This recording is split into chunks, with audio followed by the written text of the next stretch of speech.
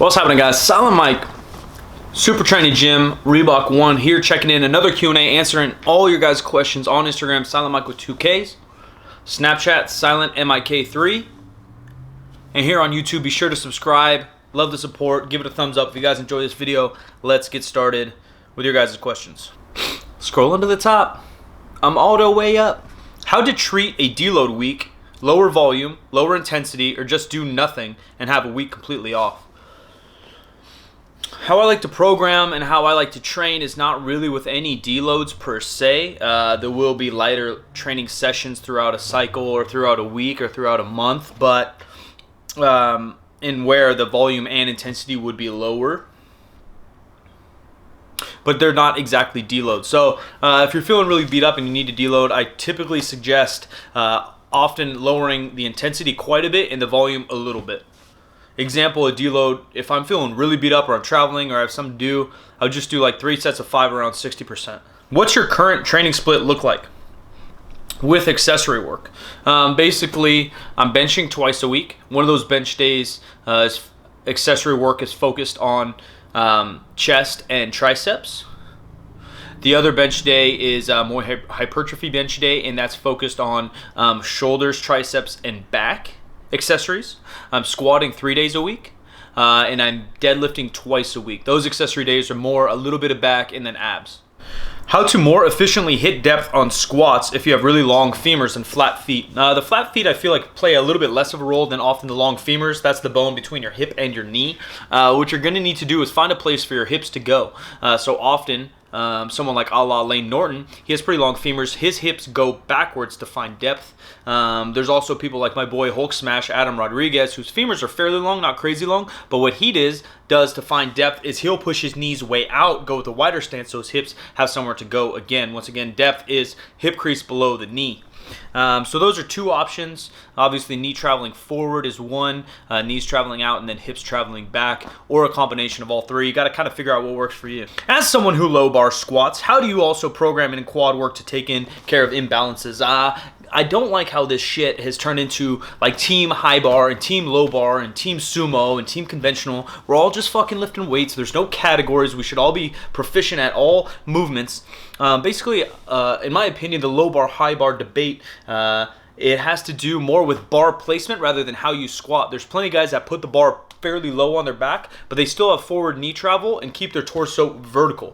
Hindsight, there's also guys that have the bar fairly high on their back and still have their hips travel back and knees not travel so much forward with more vertical shin. This all depends on how you're built and how mobile you are and how you move. So also, even if you are more of a hip dominant squatter, your quads are getting sufficient work done. Obviously, depending on your goals. If your goal is just to build big quads, you need to hit some quad extensions and maybe front squats, stuff like that. If you're a very hip dominant squatter, I would look at maybe doing some front squats, maybe even moving the bar a little higher, letting your knees travel a little bit more forward. What supplements do you take? Typically, I don't take any supplements other than caffeine. I do love caffeine. Besides that, mostly lately I've been taking some BCAA caps, not because I think they're a miracle, but sometimes I go a long time between eating meals, and I think I've heard some shit that might help, and I got them for free, so I do that. And then I've been trying to take creatine more regularly. Creatine is proven to work. I'm just so lazy. I've never taken it consistently, but now I'm really upping my frequency, locking in my diet, sleep, and the hydration's already locked in. So I've been trying to get creatine on my schedule.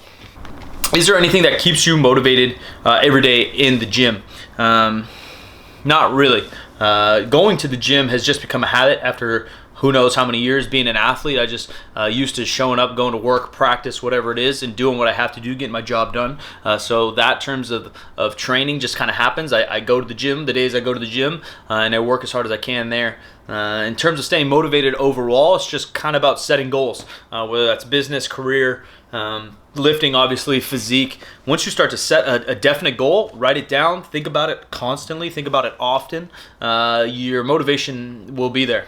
It's just kind of how it goes. If you have a set date and a set goal, you're going to hopefully do what it takes to get it done. How do you get so handsome? But then he says LMAOO, and I don't know why, and I don't know what he means. I don't know if he's joking and thinking I'm ugly, or if he's saying that because he thinks I'm handsome and he's laughing afterwards because he feels awkward. But thank you. When you come to Toronto, hopefully this year, I don't know when but hopefully.